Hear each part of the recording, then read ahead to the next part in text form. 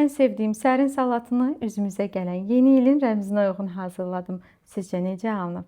Hər qarşıladığımız yeni il rəmzini evdə və ya süfrələrdə canlandırırıq. Bu artıq ənənəyə çevrilib. Mən də at formalı salat üçün eskiz hazırladım. Nə hazırlayacağıma qərar verdikdən sonra üst tuturam bazar stora. Resept üçün lazım olanları və hər zaman alınmalı olan ərzaqlarımı alıb işimə davam edirəm. Marketdə vaxt keçirməyi sevənlərdənəm. Ağartı məhsulları səhər yeməyində olmazsa olmazımdır. Pendir olaraq yas və loz məhz 50%-ni çox sevirəm. Salat üçün 67%-ni miçto mayonezi götürdüm. Salata qətiyyən su salmır. Amerikan xardalını burger soslarında çox istifadə edirəm. Çayı ən çox quru meyvə və lokumla içməyi sevirəm. İsti təndir çörəyini də götürməz kənarlarını qoparıb dadan yəqin ki, tək mən deyiləm.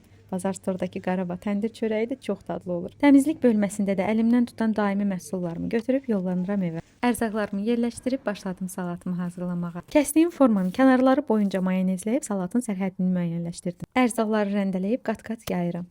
Hər qatın arasına duz, istiot səpib mayonez çəkirəm. Bütün ardıcıllığı yazılı şəkildə qeyd edəcəm. Bu mərhələni 2 dəfə təkrarladıqdan sonra sonda Holland pendiri səpərək dekor işlərini görürəm. Atın saçları üçün saçaq pendirdən istifadə etdim. Çoxları görər-görünməz salatı mimoza ilə səhv salır. Ancaq bu bambaşqa bir daddır. Mimozadan fərqli olaraq tərkibində kartof olmur. Yaşıl alma isə dadını tamam dəyişir. Siz salatı istədiyiniz formada hazırlaya bilərsiniz. Qeyd edim ki, soyuducuda qaldıqca ləzzəti artır. Fikirlərinizi rəylərdə gözləyirəm. Hazırlayın. Hər kəsə nuş olsun.